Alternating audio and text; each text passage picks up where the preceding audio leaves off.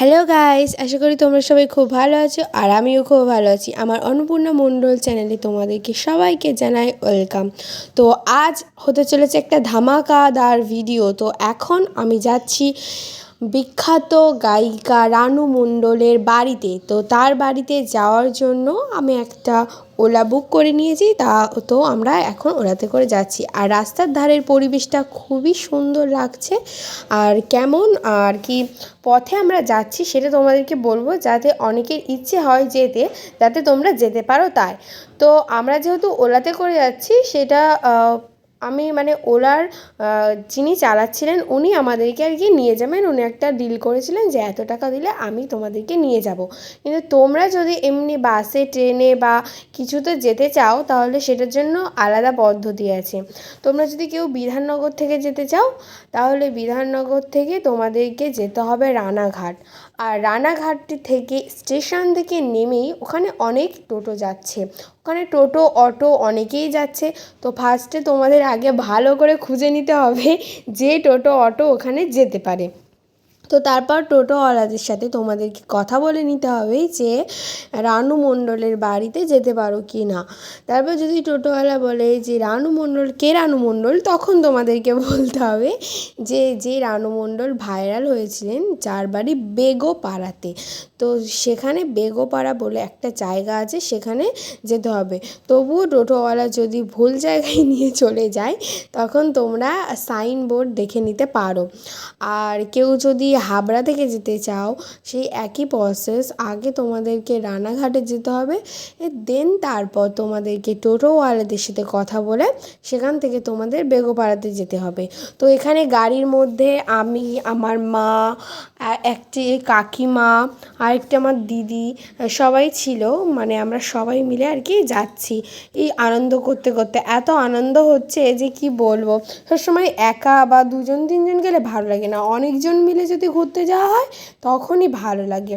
তো ড্রাইভারটাও এত ভালো, মানে তিনি আমাদের সাথে এত গল্প করছেন যে দিদি নাম্বার আর অনের অডিশন দেওয়া থেকে শুরু করে অনেক কিছুই তিনি গল্প বলছেন যে তোমরা তো দিদি নাম্বার অনে যেতে পারো, এত বকবক করছো যখন, মানে আমরা এত বকবক করছি গাড়ির মধ্যে যে ড্রাইভারটাও মানে কি বলবো বলছেন যে তোমরা এত ভালো কথা বলতে পারো, ও তোমরা কি দিদি নাম্বার ওয়ানে অডিশনে যাবে?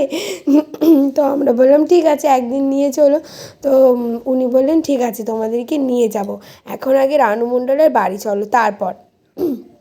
তো আমরা যাচ্ছি আর আমার শরীরটা একটু খারাপ ছিল, সেহেতু সেহেতু ভালো করে মানে অসুস্থতা নিয়েই যাচ্ছি, ওই জন্য আমি মানে একটু গাড়ির মধ্যে শুয়েছিলাম, তোমরা তো দেখলেই একটু ঘুমিয়ে পড়েছিলাম। তো অনেকটা পথ, তো মানে রানাঘাট তো এখানে নয়, যেহেতু আমার বাড়ি কলকাতায়, সেহেতু কলকাতা থেকে রানাঘাট 3 ঘন্টা লাগে, তো অনেকটাই দূর। আর গাড়িতে যাচ্ছি এসির মধ্যে অতটা কিছু মনে হয়নি, কিন্তু যদি বাস ট্রেন অটোতে যেতাম তাহলে হয়তো মাথা ঘুরে নার্ভাস হয়ে যেতাম। তো তো যাচ্ছি। আর মা বলছে যে কী খাবি, এটা খাবি ওটা খাবি, মানে মা তো করে যাচ্ছে, আমি বলছি যে ঠিক আছে খাই। তারপর আবার গাড়িটা দাঁড় করিয়ে ভালো করে খেয়ে নিলাম। তারপর এত সুন্দর সুন্দর মানে রাস্তার ধারে, মানে যে রাস্তাটা দিয়ে আমাদেরকে নিয়ে যাচ্ছিলো, যে রোড দিয়ে, সেই রোডের পাশে এত সুন্দর ভিউ কি বলবো, মানে এত সুন্দর দেখতে দেখতে। তো ফাইনালি আমরা পৌঁছে গেলাম বেগোপাড়াতে। ঠিক আছে। চাল ভালো। জুই এনেছিল, জুই চাউল আসছিল যখন এনেছিল, ডিম এনেছিল আর চাল এনেছিল। তাই? হ্যাঁ, জুই সেই থেকে পড়ে আছে। জুহি চাউল আছে না সিনেমা? হ্যাঁ, ওই অ্যাক্টিং একটা। আচ্ছা আচ্ছা, এখানে এসেছিল। হ্যাঁ হ্যাঁ হ্যাঁ, আমার সঙ্গে ওই বাইরে ভিডিও বানিয়েছিল। তো এনেছিল ডিম আর ওই যে তোমার চাল। আচ্ছা, তো সেই ডিম আর চাল কবে শেষ হয়ে গেছে, চাল শেষ। গ্যাসে রান্না বান্না করো? হ্যাঁ গ্যাসে, গ্যাসে সব কিছু না। জুই চাউল। তো আমরা ওনার জন্য নিয়ে গিয়েছিলাম ম্যাঙ্গো জুস, 2টো নাইটি, তারপর জলের বোতল, বিরিয়ানি, আরও অনেক কিছু খাবার দাবার নিয়ে গিয়েছিলাম। এখানে দিয়ে গেছিল না, তুমি একা একাই এসছো? কোথায়? ওই যে যখন ভাইরাল হলে কে কে নিয়ে গেছিল তোমাকে? তো তোমার 2019-এ। 19-এ হয়েছিল? হ্যাঁ। আচ্ছা, তা বলছি সে ওরা কে কে এসেছিল, নিয়ে গেছে আবার দিয়ে গেছে, না তুমি একাই এসছো? না, আমার কোনো ক্ষমতা নেই যে আমি নিজে নিজে যাবো আসবো। ওরা আমাকে নিয়ে গেছে, দিয়ে গেছে। দিয়ে গেছে, হ্যাঁ? একদম সত্যি। আচ্ছা আচ্ছা আমি শুধু এই মানে বেগোপাড়াটা পুরো চিনি না। আচ্ছা। শুধু আমি যতটা এরিয়াতে থাকি এতটা এরিয়া, আর যদি কোনো কারণবশত তোমার এখানের নাম বেগোপাড়া? হ্যাঁ, এটা বেগোপাড়া, আর রানাঘাট বেগোপাড়া। রানাঘাট বেগোপাড়া, হ্যাঁ। আচ্ছা। তখন যে ব্যক্তি আসুক না করুক, এটা তোমার আগে বাড়ি ছিল? এটা আমি এখনো আছি সেই ছোটবেলা থেকে। ও আচ্ছা।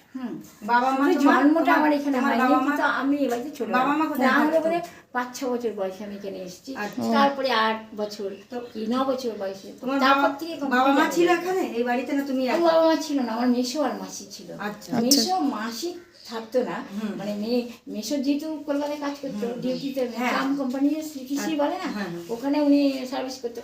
এবার মেসোকে তো আর এখানে এসে মেসো পুরো থাকতে পারবে না, ওইদিকে ভাড়া বাড়িতে থাকতো কলকাতায়। এবারে মাসি সেও ডিউটি করতো, মানে তার নিজের প্রয়োজনের জন্য, দরকার ছিল না তখন তার নিজের প্রয়োজনের জন্য। এবারে কি হয়েছে, মেসো যখন ছুটি পেত হয়তো কোনো মাসে, মাসির ছেলে মেয়েরাও ছিল? হ্যাঁ, ভাই আছে তো, ভাই কলকাতায় তো পড়াশোনা করতে তখন না। তোমার সঙ্গে মেয়েটা আসে না? আমার মেয়েটা কালকে আমার একটা মেয়ে এসেছিল, মনে হলো কাল এসেছিল। আর আজকে আমার একটা বান্ধবী আসতো। হ্যাঁ হ্যাঁ, তাই না? হ্যাঁ বলে ভালো ভালো। তো এই কি বলে একাত্তরটা থাকতো সবার সঙ্গে সবার।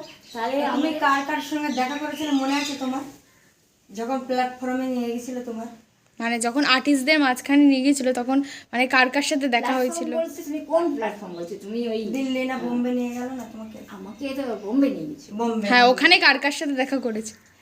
ওখানে আচ্ছা তোমার কি আমাদের 2019টা আমাদের মানে নতুন বলা চলে নাকি 90s, অথবা 90s-এর পরে 2000 কোনটাকে নতুন বলা চলে? 19-এর পরে 2000 যেটা, তাকে নতুন বলা চলে। বলা চলে। তাহলে 2019 মোবাইল। আচ্ছা। আমি তোমাদের জিজ্ঞেস করি, তুমি আচ্ছা করছো। 99-টা মানে কম বছর নাকি 2000টা, কোনটা? আমি তোমাদের জিজ্ঞেস করছি, আমি জানি না, তোমাদেরকে জিজ্ঞেস করছি। বুঝতে পারছিস? 2019টা। তাই ঠিক না? 2019 ভাইরাল করে আমাকে বোম্বে নিয়ে গেছিল। তার আগে তো কেউ নিয়ে যেতে পারে না গেছিল কি? না। তাহলে তখন আর কি কাদের সাথে, মানে আর্টিস্ট যেমন হিমেশ, তারপর অমিতাভ বচ্চন, সালমান খান, এমনদের সাথে কাদের সাথে দেখা করেছে? ওখানে গিয়ে আমি কারোর সঙ্গে দেখা হয়নি, বাট ওরা ভাইরালের পরে সবাই এখানে এসেছিল। আচ্ছা। তবে আমি যখন ফিরোজ খানের ঘরে গেছি তখন ফিরোজ খান যেহেতু একটা ডাইরেক্টর, তার ঘরে প্রচুর আর্টিস্ট আসতো, সেগুলো দেখেছি। আর একজন যেটা নাকি ঋষি কাপুর, ওনাকে তো দেখেছি একদম ফেস টু ফেস। হ্যাঁ, ওখানেই। তারপরে উনি দাঁড়িয়েছিল গিয়ে দরজাতে, তো ওনার সঙ্গে উনি আমায় দেখলাম, আমি ওনাকে দেখলাম, হ্যালো বললাম, অতটা হাসলো। ঠিক আছে, থ্যাংক ইউ। তোমার সঙ্গে কথা বলে খুব ভালো লাগলো, খুব ভালো লাগলো। ভালো মনে মানুষ।